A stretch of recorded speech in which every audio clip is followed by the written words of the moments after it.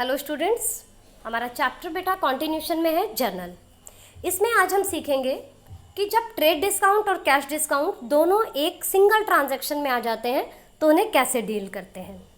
इसके लिए हमने पहले एक एग्जाम्पल लिया, both goods for cash of the list price of ₹50,000 at a trade discount of 10% and 5% cash discount. अब इस ट्रांजैक्शन में ट्रेड और कैश दोनों ट्रांजैक्शन है, तो सबसे पहले हम यहाँ पर अकाउंट अफेक्टेड देखेंगे।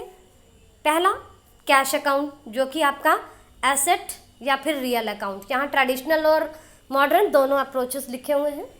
दूसरा अकाउंट जो अफेक्ट हो रहा है बेटा डिस्काउंट रिसीव्ड, चाहे रेवेन्यू कह लो या नॉमिनल अकाउंट। इसी तरीके से तीसरा परचेजेस अकाउंट, एक्सपेंसेस या फिर नॉमिनल। अब कैश जो है, जब आपने गुड्स परचेज किया कैश में तो कैश बिजनेस से जाएगा, मीन्स डिक्रीज हो रहा है बैलेंस तो कैश क्रेडिट होगा। डिस्काउंट रिसीव्ड इनकम है, इनकम क्रेडिट होगी। परचेजेस एक्सपेंस है, एक्सपेंस डेबिट होगा। तो जो एंट्री बनेगी वो हमारी बनेगी purchases account debit to cash account to discount received account. अब बेटा बात आती है कि इसमें हमने अमाउंट किस तरीके से लिखना है। इसके लिए हमें वर्किंग नोट बनाना है। जब भी कभी क्वेश्चन में ट्रेड डिस्काउंट और कैश डिस्काउंट दोनों हो तो पहले ट्रेड डिस्काउंट माइनस किया जाता है, उसके बाद कैश डिस्काउंट।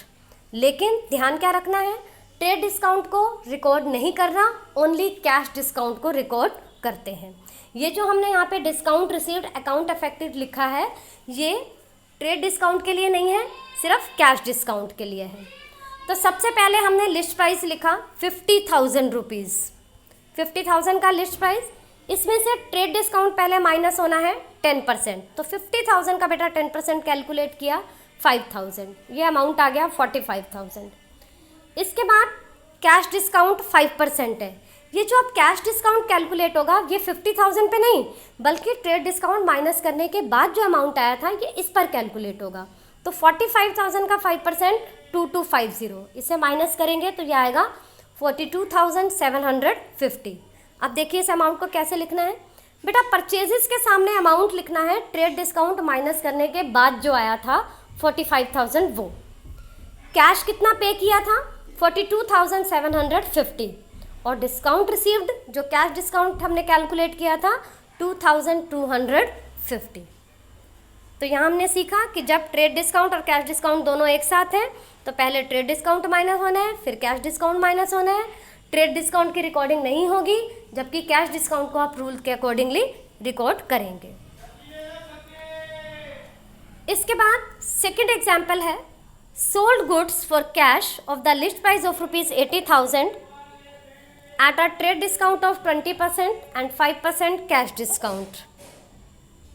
यहाँ भी पहले हम अकाउंट्स अफेक्टेड देख रहे हैं। नंबर 1 कैश अकाउंट, जो कि आपका एसेट अकाउंट या रियल अकाउंट है। Number 2 discount allowed account, expense या नॉमिनल।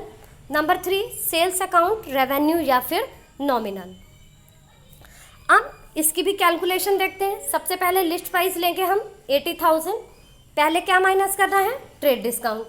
तो 20% का बेटा ट्रेड डिस्काउंट है, तो 80,000 का 20% 16,000 माइनस किया तो वो आ गया 64,000।